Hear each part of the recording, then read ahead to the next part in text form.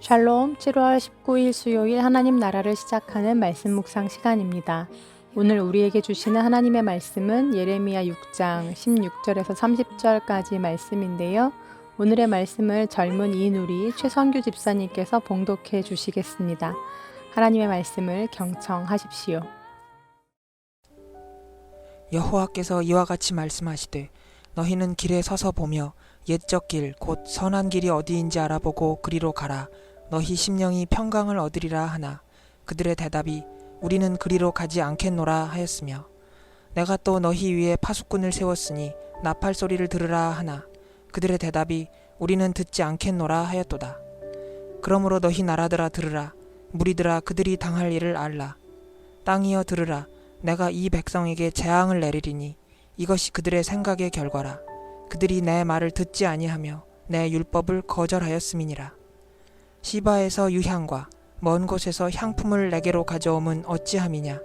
나는 그들의 번제를 받지 아니하며 그들의 희생 제물을 달게 여기지 않노라. 그러므로 여호와께서 이와 같이 말씀하시니라. 보라, 내가 이 백성 앞에 장애물을 두리니 아버지와 아들들이 함께 거기에 걸려 넘어지며 이웃과 그의 친구가 함께 멸망하리라.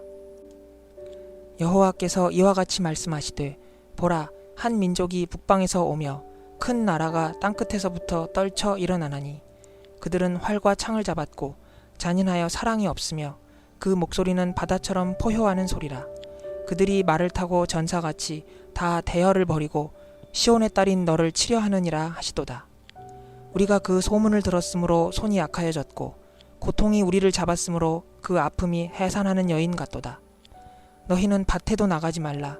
길로도 다니지 말라. 원수의 칼이 있고 사방에 두려움이 있음이라. 딸 내 백성이 굵은 배를 두르고 자에서 구르며 독자를 이름같이 슬퍼하며 통곡할지어다. 멸망시킬 자가 갑자기 우리에게 올 것임이라. 내가 이미 너를 내 백성 중에 망대와 요새로 삼아 그들의 길을 알고 살피게 하였노라. 그들은 다 심히 반역한 자며 비방하며 돌아다니는 자며 그들은 놋과 철이며 다 사악한 자라. 풀무불을 맹렬히 불면 그 불에 납이 살라져서 단련하는 자의 일이 헛되게 되느니라.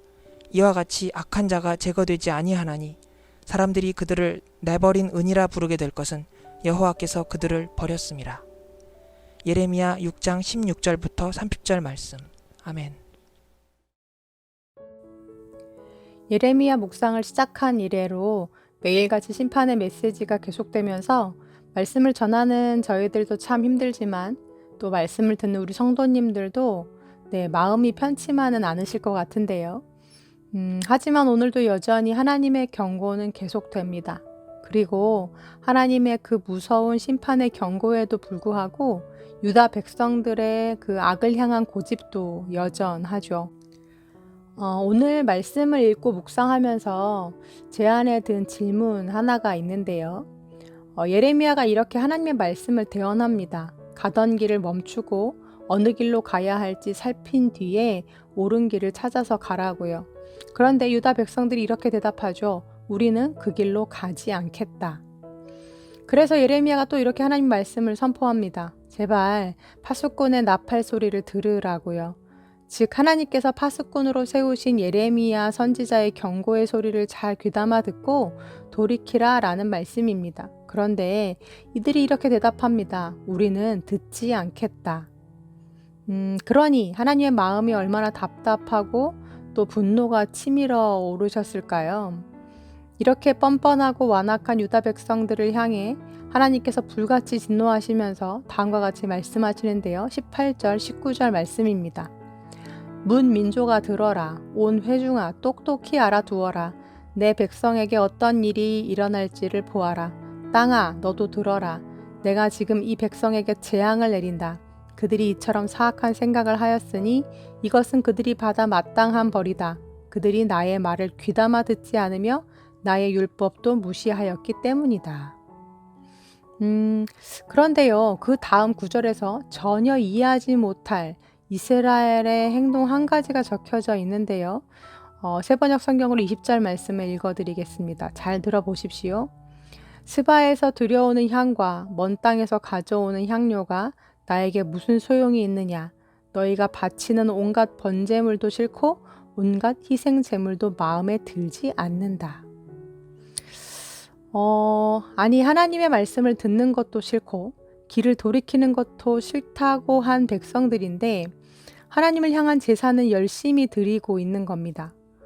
먼 땅에서 수입해온 아주 비싸고 진귀한 향품을 제단 위에 올려드릴 만큼 이들은 제사에 열심이었습니다. 그러한 열정과 열심이 있는 사람들이라면 오히려 하나님의 말씀을 듣고 또 하나님께서 원하시는 길로 돌이키는 것은 더 쉽지 않았을까요? 그런데 왜 그렇게 열정적으로 예배는 드리면서 하나님의 말씀을 드리려고도 하지 않고 또 돌이키라는 말씀에는 마음이 완악해져서 우리는 그럴 마음이 없다라고 못 박아 얘기하고 있는 걸까요? 다시 말해서 먼 곳에서 그 귀한 것을 가져올 열심은 있으면서도 왜 순종하고 돌이킬 열심은 없었던 걸까가 저의 질문이었습니다. 그러면서 찾게 된 두 가지 이유가 있는데요. 첫 번째는 우리 인간이 가진 무시무시한 탐욕 때문이라는 것입니다. 오늘 본문 위에 적혀있는 13절 말씀에 이런 말씀이 있습니다. 이는 그들이 가장 작은 자로부터 큰 자까지 다 탐욕을 부리며 선지자로부터 제사장까지 다 거짓을 행함이라. 그리고 골로새서 3장 5절과 6절 말씀에는 이런 말씀이 있죠. 그러므로 땅에 속한 지체의 일들 곧 음행과 더러움과 정욕과 악한 욕망과 탐욕을 죽이십시오. 탐욕은 우상 숭배입니다. 이런 것들 때문에 순종하지 않는 자들에게 하나님의 진노가 내립니다. 아멘. 네, 땅에 속한 지체들의 마음에는 이렇게 악한 욕망과 탐욕이 있는데 그 탐욕이 우상 숭배를 만들고 이로 인해 하나님의 말씀에 순종하지 않게 되고 이러한 자들에게는 하나님의 진노가 예비되어 있다고 말씀하시는 거죠. 그리고 야고보서 1장 14절에서 15절 말씀에 보면 오직 각 사람이 시험을 받는 것은 자기 욕심에 끌려 미혹됨이니 욕심이 잉태한 즉 죄를 낳고 죄가 장성한 즉 사망을 낳느니라 라는 말씀이 있습니다. 즉 모든 죄의 근원이 이 인간의 욕심과 탐욕 때문이라는 것입니다. 사람도 똑같죠. 부모라면 아이들을 혼낼 때 4단계가 있습니다. 첫 번째는 먼저 잘 타이르죠. 무엇이 잘못인지 어떻게 하는 것이 바른 것인지를 가르쳐주고 다시 그 잘못을 만회할 기회를 줍니다. 그런데도 아이가 또 어긴다? 그러면 그때는 엄하게 경고를 하죠. 계속 같은 잘못을 반복할 경우에 그에 따른 처벌이 있을 것을 경고합니다. 그런데도 불구하고 또 잘못을 범했다? 네, 그때는 정말 예고하고 경고한 대로 엄격하게 처벌을 합니다. 심판을 통해서라도 잘못을 뉘우치고 잘못된 행동이 고쳐질 수 있도록 따끔하게 혼을 내죠. 그런데 그 어떤 방법을 쓰더라도 또 무슨 수를 쓰더라도 아이가 그 잘못에서 그 죄에서 돌이키지 않는다면 그때는 부모도 어찌할 도리가 없죠. 부모도 사람인데 어찌 낙심하지 않을 수 있을까요? 끝까지 놓을 수 없는 것이 부모의 마음이겠지만 그래서 끝까지 자녀를 향해 최선을 다해 보겠지만 그럼에도 불구하고 그때에도 스스로가 돌이키지 않는다면 자기 죄로 인하여 그 죄에 대한 대가와 심판을 받게 될 때가 오는 거죠. 유다도 그 끝 단계까지 갔습니다. 타일러도 안 되고 경고해도 안 되고 정말 매를 대도 안 되고 그 고통이 해산하는 여인의 고통과도 같고 또 그로 인한 아픔이 하나뿐인 외아들을 잃어버린 것과 같은 그 충격과 아픔을 느끼는 상황까지 치달았는데도 이들은 돌이키려 하지 않았습니다. 그러면서 제 안에 든 생각은 탐욕이 그만큼 지독한 거구나. 아는 걸로 또 깨달은 걸로 당해본 걸로 쉽게 돌이키지 못할 만큼 우리가 가진 탐욕이라는 건 그만큼 강력한 거구나 하는 생각이 들었습니다. 일단 잘못임을 알면서도 끝까지 가보는 것, 일단은 긴가민가 하면서도 선악과에 손을 대서 내 입으로 한 입 베어 물어봐야 직성이 풀리는 것, 그것이 바로 우리네 인간이라는 거죠. 그러니 하나님께서 유대 백성들을 비유하시기를 그들은 노시고 철이며 사악한 자라고 하십니다. 아무리 뜨거운 풀무불을 지핀다고 한들 그 은에서 찌꺼기가 쉽게 제하여지지 않을 만큼 그들은 악에 대해서 고집스러운 자들이라고 하나님은 혀를 내두르십니다. 성도님들, 그렇다면 여러분은 현재 어느 단계에 머무르고 계십니까? 혹여 양심의 가책을 주고 또 말씀을 통해서 계속 훈계하시고 경고하셔도 나는 내 갈 길을 가겠다 하고 고집을 부리는 유다 백성 같은 사람들이 혹시 여러분은 아니신가요? 아니면 그 단계를 뛰어넘어서 하나님께서 잘못에 대해 징계까지 하시고 어떤 분명한 사인들을 주시는데도 불구하고 여전히 내 고집을 버리지 못하는 유다 백성이 여러분은 아니신가요? 그 다음엔 정말 가장 무서운 심판이 남아있는데 그것은 더 이상 하나님도 어찌하실 수 없어서 자신의 자녀에 대해 손을 놓으시는 것입니다. 여기까지 갔는데도 돌이킴이 없다. 그러면 더 이상 하나님도 어찌하실 수 없습니다. 바라기는 그게 얼마나 무섭고 두려운 것인지를 알아 주의 성령을 내게서 거두지 말아달라고 간절히 회개하고 돌이켰던 다윗처럼 우리의 그 자리에서 돌이키는 백성들이 되기를 간절히 소망합니다. 또 그들이 제사를 드리는 데는 그렇게 열심이면서도 하나님의 말씀에는 귀를 막고 그들의 뜻을 돌이키려 하지 않았던 두 번째 이유는 소통의 부재를 꼽을 수 있습니다. 모세에게는 있었고 이스라엘 백성들에게는 없었던 것이 있습니다. 신명기 34장 10절 말씀인데요. 그 후에는 이스라엘에 모세와 같은 선지자가 일어나지 못하였나니 모세는 여호와께서 대면하여 아시던 자요 라는 말씀이 있습니다. 모세는 여호와 하나님을 대면하여 알던 자였습니다. 즉 그분과 동행하면서 그분의 말씀을 듣고 또 구하고 순종하던 자였다라는 뜻이죠. 그러하기에 그 어려운 수고를 다 감당하고도 결국 한 발자국도 가나안 땅을 밟아보지 못했지만 비스가산 꼭대기에서 생을 마감하라 하셨을 때 겸손히 죽을 수 있었던 것이 바로 모세였습니다. 그렇게 가나안 땅을 밟게 될 경우에 모세는 그 어려운 불가능한 미션을 이루어낸 이스라엘의 영웅이고 아니 그 영웅을 뛰어넘어 하나님과도 같은 존재가 될 위험성이 있었죠. 그리고 자기 역시도 그렇게 될 경우 자기의 노력과 능력과 의에 대해서 교만이 자연스럽게 마음속에서 생겨날 것을 알았던 모세는 하나님께서 왜 자기에게 여기서 멈추라 하시는지를 잘 알았고 그러한 죄를 범하지 않도록 막아주시고자 한 하나님의 뜻을 잘 알았기에 순종할 수 있었던 것입니다.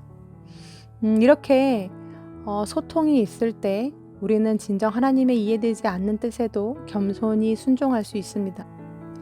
하나님이 무엇을 원하시는지를 바로 알 때 주소를 바로 찾을 수 있고 하나님 앞에서 내가 누구인지를 바로 알 때 유다가 범한 그 교만의 죄를 반복하지 않을 수 있습니다. 결국 유다의 제사에 대한 열심은 진정 하나님을 위한 것이 아니라 자기를 위한 것이었고 자기의 탐욕을 이루기 위한 수단이었음을 생각해 보게 됩니다. 하나님의 뜻에는 전혀 관심도 없고 따르고자 하는 마음도 없으면서 하나님을 자기 발 아래 두려고 하고 자기 뜻대로 움직이려고 하는 이 유다의 무섭고 어리석은 죄를 묵상해 보게 됩니다. 그렇다면 여러분에게는 아주 조금이라도 하나님의 말씀에 엎드리고 또 순복하고자 하는 마음의 여지가 있으신가요? 강한 풀무불은 오히려 하나님의 사랑이요 포기하지 않고자 하신 하나님의 노력 그리고 간절한 마음이었음을 묵상해 봅니다. 그 마음을 모르고 끝까지 탐욕을 향해 달려갔던 자기 고집을 내려놓지 않았던 그 유다 백성처럼 내버린 은이 되지 않도록 완악함을 돌이키고 우리의 이 어쩔 수 없는 죄성과 고집까지도 하나님께 가만히 내어드릴 수 있는 지혜롭고 겸손한 하나님의 백성들 다 되시기를 간절히 기도합니다. 아멘. 함께 기도하시겠습니다. 하나님, 유다 백성들만의 이야기가 아닙니다. 제 안에도 있는 가득한 탐욕을 보게 됩니다. 결국 가져보고 나서야, 결국 끝까지 가보고 나서야 그것이 후회인들 그제서야 만족하게 되는 이 우리의 무서운 죄성을 주님 불쌍히 여겨 주옵소서. 주님 타이르실 때 돌이키게 하시고 경고하실 때 깨닫게 하시며 매를 대실 때 오히려 감사하게 하시고 주의 영이 떠나는 것을 가장 두려워하는 백성들이 되게 하여 주옵소서. 모세처럼 주님과 매일같이 대면하여 아는 자가 되기를 원합니다. 생명길이 아닌 길로 내달리지 않도록 우리의 발을 붙잡아 주시고 우리의 눈을 다시금 주님께로 고정하게 하여 주옵소서. 모쪼록 오늘도 주님 앞에서 겸손한 인생을 사는 우리들이 되게 하여 주옵소서. 예수님의 이름으로 기도합니다. 아멘. 말씀을 마쳤습니다. 이어서 최선규 집사님께서 추천해 주신 We Love의 시간을 뚫고 라는 찬양 틀어드리는데요. 먼저 집사님께서 보내주신 사연 읽어드립니다. 공부나 일을 하면서 배경음악으로 찬양 연주곡을 들을 때가 있는데 이 곡 또한 연주곡으로 먼저 듣게 되었습니다. 처음에는 곡조가 아름다워서 귀에 들어왔지만 가사에도 공감되는 부분이 있어서 기억에 남습니다. 가장 마음에 들어온 구절은 다음과 같습니다. 연약한 자들의 친구가 되어주시고 힘없는 우리의 인생을 위로하시네. 오랜 시간 기도하고 바라던 일에 별다른 소식이 없고 인간의 이런저런 계획과 노력이 부질없이 느껴질 때 하나님의 뜻은 어디에 있으며 나는 무엇을 하는 것인지 모르겠을 때 인생을 위로하시는 주님을 다시 떠올리는 계기로 이 찬양곡을 들으면 어떨까 싶습니다 하시면서 주님의 위로를 바라는 모든 우신 성도님들과 함께 듣고 싶다고 하셨어요.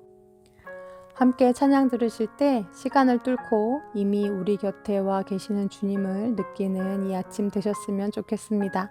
함께 찬양 들으시겠습니다.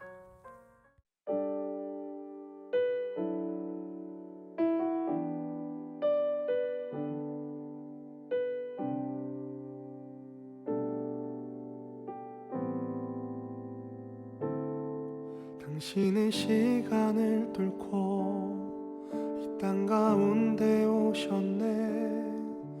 우리 없는 하늘 원치 않아 우리 삶에 오셨네. 자신의 편안 버리고 우리에게 평안 주셨네. 가장 낮은 자의 모습으로 우리 삶에 오셨네.